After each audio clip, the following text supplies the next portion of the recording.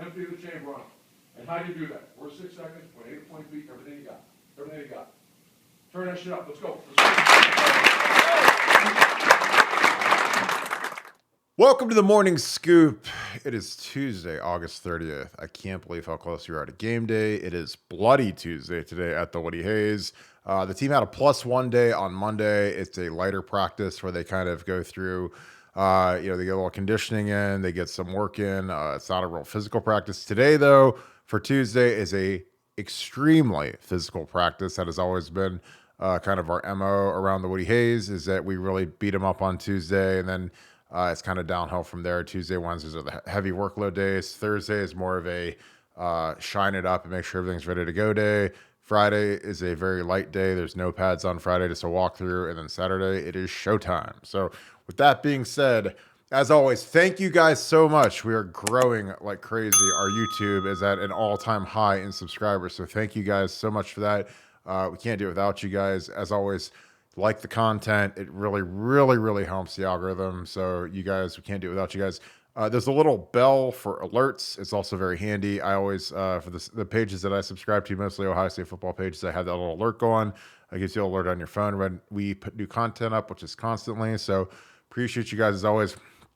Comment on what do you want to see out of our offensive line versus Notre Dame? There was a lot of consternation last year about short yardage, a lot of consternation maybe about pass protection from our left tackle after the spring game. What do you want to see out of the offensive line? That is an area of my expertise. I love those kids to death. They're my boys. But, they've got there's some new blood in there. We got a new left guard. Luke's back. We have a right guard who started some games. So what do you want to see out of them? Paris, obviously, is a projected top 10 pick at left tackle. But yeah, what do you want to see out of them against Notre Dame? That being said, bring in my man Nevada. Nevada, how are you today? Doing great. Little short time to the Notre Dame kickoff. I can't wait. This is I'm like a little kid waiting for Christmas, and it can't get here soon enough. But it's exciting time around Ohio State football, and lots to talk about. Yeah, and something that I wanted to do, we're just going to get right into the film room as we talk.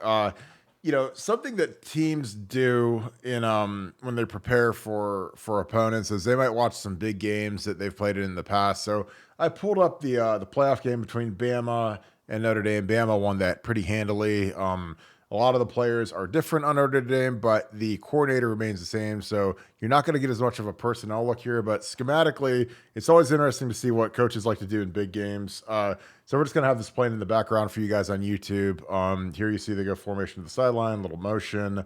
It's just always kind of neat to see what they like to do in big games. But Nevada, you had pretty profound nugget today talking about naming of starters to specifically the defense.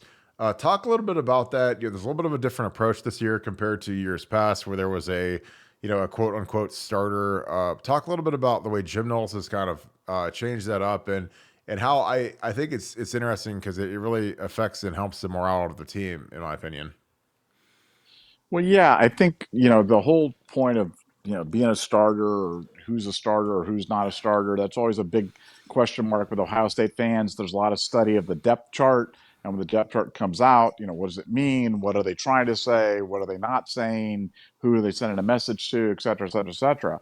So, what Ohio State's doing this year, which is a little bit different, is they're naming starters by position group as opposed to just like traditional depth chart positions. So they may have a different starter for the cheetah group or the viper group or the elephant group. And so you get a chance to name more guys kind of starters, more guys feel like they're in starting positions, and you have less of of an impact on guys where they're not being named as starters.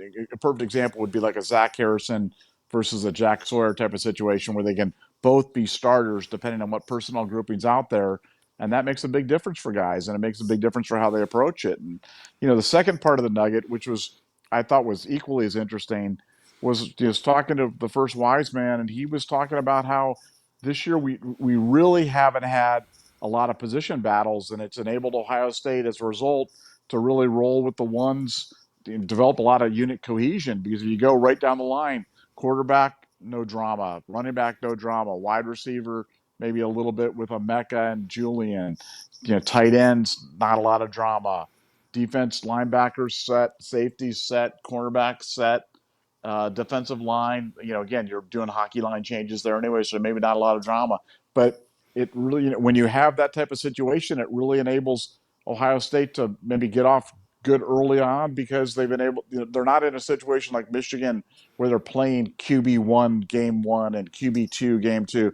Oh, this is I contrasted to last year where we didn't have a lot of guys that had experience or that had spots locked in, and this year, we're locked in 99% of the spots, and I think that's going to pay huge dividends when we play Notre Dame. And I think you're going to see an Ohio State team that comes out of the gate firing, and a lot of it's because of that unit cohesion. So I found that interesting, and I thought people would find it interesting as well. Yeah, and just for people that are curious, the names obviously of the position groups have been changed. We just say stuff like hippo, giraffe, whatever you want to say. But there's like if they started like a dime rushman or a nickel rushman or just a nickel or 3-3-5 nickel or there's all these different variations of base defense, nickel defense, dime defense. If we go crazy and go penny defense with 7 DBs, like it's Jim Knowles he's got more dime than we've ever had in the history of Ohio State, I think. I mean, we've always been a pretty big nickel outfit. But is it a base nickel where Tanner McAllister is the nickelback, or is it one where you bring in a third corner? So that's a different variation, and that's and with each group, you can basically name a starter. So if it's nickel rushman, maybe the 2 starters are JT and Jack. If it's base nickel, maybe it's Zach and JT. If it's dime, maybe it's Jack and Zach. I mean, that's kind of what we're getting at is like, for guys that are really specific about being named a starter, which everybody wants to be a starter. I mean, there's nobody on this universe that is a football player at Ohio State or Alabama or Clemson that doesn't want to be the starter. But at some positions, being a starter is a lot different than other positions because you could play just as much as the starter at D-line, maybe at receiver. If you're the Z, tight ends they rotate a lot. Corners we've rotated more in recent years just because of the amount of running these guys have to do during a game.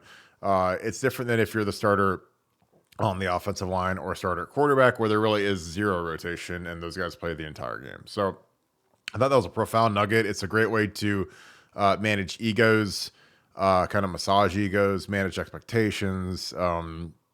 Really good stuff by Jim Knowles because, again, these kids all want to start. There's kids that are freshmen that want to start, sophomores that want to start, and people worry about the maybe the older guys get the nod first just because they're older, not necessarily better. And this was a nice way to kind of combat that. Nevada, as I'm studying this game. It's funny because Tommy Eichenberg's brother, who I love, Liam Eichenberg, is actually playing left tackle for Notre Dame. But just 17.5 point favorites right now. That is a big, gigantic number. Give me your thoughts on that going forward. That is a very, very high number for a top 5 matchup. How are you feeling about that number? Well, I think what you got to know is, you got to study the betting patterns in terms of, where's the money going and where's the line going and how's the action going. And right now, with Ohio State, the books are just having a hard time making the number big enough to stop the public action because, they know that Ohio State's good. They know that Ohio State's well regarded. They know that Ohio State's, got guys, all over that can make plays on offense and defense, and they keep trying to raise that line. And that, when that happens, you've really got to question, how good Notre Dame is. And I think a lot of people in Las Vegas are asking themselves, is Notre Dame really top 5 worthy? I know it's a top 5 game, but is Notre Dame really worthy of that top 5 ranking, especially with a rookie head coach like Marcus Freeman, who's never been in this situation before, and he's put in the biggest possible stage. And, if you believe that coaching matters, which I do, and if you believe that, coaching can be worth points in big games like this, which I do, then you've got to give it a big advantage to Ohio State across the board. And I think the line reflects that. Would I play Ohio State minus 17.5? Not sure if I would, but I sure as heck wouldn't play Notre Dame plus 17.5 because this game could get away from them.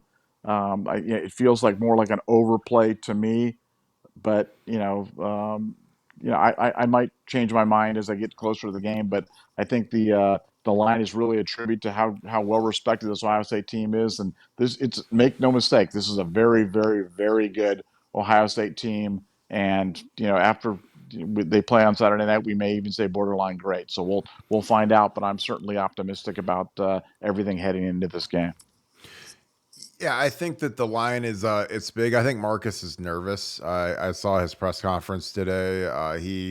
Someone mentioned the line was 17.5, and he said he was going to put that up in the team meeting. And I don't really know what the purpose is to put it up in the team meeting, because I've never in the history of football had a coach come and say, this is the point spread and this is what they think of you, is that you're going to lose by 2 touchdowns and a field goal. And it's just, I don't know. And it'll be interesting. Marcus has got 1 game under his belt. He was actually, I think, somewhat fortunate to be able to coach the bowl game. That was a very unique scenario where he got elevated before the bowl game and he basically became the de facto head coach. Kind of 3 weeks, he got named the coach and had to coach a game in 3 weeks. Most guys don't have to do that. Normally they get named a coach in, December, January, and then they've got, 8-9 months. And with Marcus, he was thrown right into the fire against a really good Oklahoma State team that ended up beating them. Marcus jumped out to a big lead. Oklahoma State clawed all the way back. They obviously did not have Jim Knowles coaching that game, but there were a lot of the assistants that are working for Ohio State in kind of a secondary coaching roles in terms of graduate assistants in quality control coaches that were on that staff. They know the personnel. They know kind of what like Notre Dame likes to do, because Tommy Rees is back. So that's a huge advantage to Ohio State in terms of they got a good look. They studied that team for a month. They beat them. And it's going to be real interesting to see how Marcus does, because, Ryan Day is a young coach. And he's, he's taken some lumps over the years just because every young coach does. And Marcus hasn't really, he's going through the process of taking his lumps. And I think he's going to take a big lump against Ohio State because, Ryan Day is loaded for bear. This team is much more talented than Notre Dame in terms of personnel. It's much faster than Notre Dame in terms of personnel. And it'll be interesting to see if all that comes to fruition. As we carry on through the week, Nevada, what are you expecting to hear as the week goes on? We've got 4 days approximately till kickoff. What are you looking to hear from inside the Woody Hayes? What things do you project that will be happening over the next 5 days? Well, I think they're just going to be tightening things up. They're going to be, as we talked about earlier, there's really not any position battles yet to be settled. So really right now it's just about kind of fine tuning, figuring it, making sure you're tight on your special teams, making sure you've got your first 15 plays scripted well, and that you've got a good plan to come out and attack Notre Dame, which I believe they do. Figuring out what you think Notre Dame's going to do. And, I think there's a ongoing debate within the defensive room whether or not, Notre Dame's going to come out and do the obvious thing, which is try to establish the run and kind of try to shorten the game and play a conservative approach against Ohio State, or will they come out passing? Will they come out screening? Will they come out passing? And I happen to think that's what they're going to do. I think that Freeman's going to try to do something else somewhat unconventional against Ohio State, and I think Ohio State's got to be ready for that with their personnel groupings, because that's one of the beautiful things about Jim Knowles is his ability to make changes on the fly. And I think Notre Dame's going to go against the book and try something unconventional, and I think Ohio State's going to have to be ready for it. But I think that's what we're expecting. That's what we'll see as they go into preparation, and I'm sure we'll have some good reports for the fans coming these last 4 days as we get ready for kickoff. Yeah, I think that when you have a quarterback making his first start in a hostile environment, you have to run the ball. It's kind of a no-brainer after you saw what Oregon, Michigan, and Utah did to us on the ground. The 3 teams that had common talent really steamrolled us up front. So it's something I'm ready to watch for is how much do we see a third linebacker in the game? Do we see Teraj Mitchell playing the same linebacker more in line when they have their 2 tight end looks? Because I think Notre Dame's going to go heavy and they're going to try to wear us out. I think that it's in their best interest to try to shorten the game.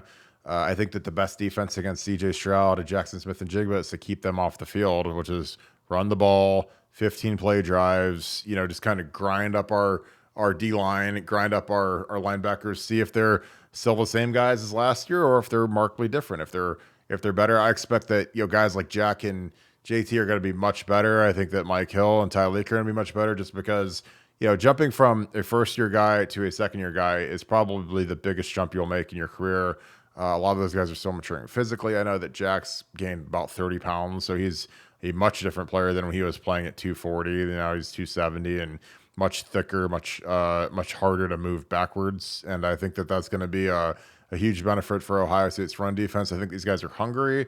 I think that they are not going to be static. I think they're going to be moving a lot, giving Jim Knowles' his history of simulated pressures, blitzes, the jack position. If we see that, I think that that's kind of a wild card. I think a lot of people think we won't see it just because Notre Dame's, a big running team, and why would you play 3 down and move a guy around? But it changes up your blocking angles. It makes it really hard on the offensive line, especially when it's loud. If Jack Sawyer is playing Jack and he's moving around and you can't really pinpoint him, and you gotta redirect who you're working to on your double teams, that's really hard to do, especially in noise with a new quarterback and potentially a new center, because their best player on offense is their center, and he sprained a foot. So is he going to be able to go? What percentage is going to be operating at? Is he going to be close to full strength? Is he going to be at half strength? So there's a lot of underlying storylines in this one. Nevada, at this point, who do you think we really need to have step up to win this game on the defensive side of the ball for Ohio State? Well, I think you talked about it earlier, but it's got to be the interior defensive line. It's got to be the Teron Vincents and Cage and Hall and Tyleek Williams. I mean, those guys have got to hold up, because if Notre Dame is able to come out at any point and start running the ball with impunity, then it's a problem. And the bottom line is that those guys were not good enough last year, and they've got to be better. And specifically guys like Vincent and Cage, they've got to stop just being ordinary guys and start being extraordinary guys. And you've got guys behind them in Hall and Williams that can get off the blocks, but can they play responsibly? Can they hold their gaps? Can they cause problems for the defense? Can they keep the guys off the linebackers? That's the big question for me, because I think Knowles will be bringing guys from all over. He'll run that 4-2-5, and he'll roll up Tanner McAllister and bring him. They'll start doing some run blitzes early on, and hopefully Notre Dame doesn't catch them on any of that stuff, and with some screen action or some delayed plays to the tight end. But can't that interior defensive line hold up against the run? Something they were not able to do all last year. That's the game inside the game. That's what I'm going to be watching from the first snap that Notre Dame has the ball. Watch those guys. Are they going forward? Are they winning the line of scrimmage? Are they moving back? Because that's going to really tell a tale whether or not this game's going to get ugly early, or whether this is going to be a nail biter. It's in the interior defensive line.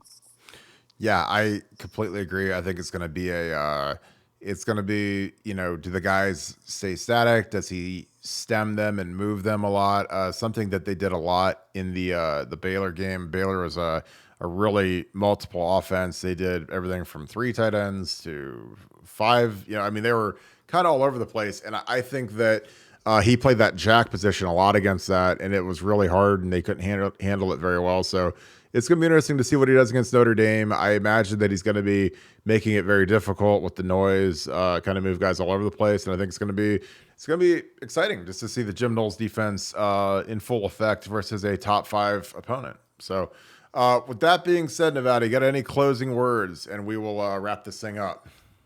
No, just as always, if you're looking for a little different Buckeye experience, you're not looking for just the normal recruiting updates or the normal stuff that's coming out of the president. If you're looking for stuff that you don't know, stuff that maybe you want to be a little smarter fan, you want to have a unique insight on expansion, on what's going on inside the Woody Hayes. You want true inside information, come to BuckeyeScoop.com. We're having a great time. We have a great community, and we'd love you to be part of it. And the more we have, the better the community gets. So join today if you want to be the best fan that you can be for Ohio State, and we'll look forward to seeing you on the message board. It's perfect. As always, appreciate you guys so much. This has been a fantastic episode. You guys have been just crazy great to us. Thank you so much. Comment. What do you want to see out of the O-line and the D-line? I added the D-line to this at the end of the video. Thank you for watching the whole thing. What do you want to see out of the O-line and D-line versus Notre Dame? Obviously, interior running game, something that needs to improve on, stopping the run. It starts up front with the big guys. The big guys have got to play better. They've got to do their thing. So with that being said, as always, if you guys want the best Ohio State community in the business, BuckeyeScoop.com is your place. It's a great place to join. It's a great gift for birthdays. It's a great gift for anniversaries. Great gift for Christmas. So I appreciate you guys as always. Click that subscribe button. It really helps. We've just hit a new high watermark. Appreciate you guys. As always, thank you so much. Scoop family. Thank you, Buckeye Nation. I hope you have a great rest of your Tuesday. It's going to be a lot easier on you than it is on the Buckeyes because Bloody Tuesdays around the Woody Hayes are no joke. Appreciate you guys as always. Go Bucks. Have a great rest of your day.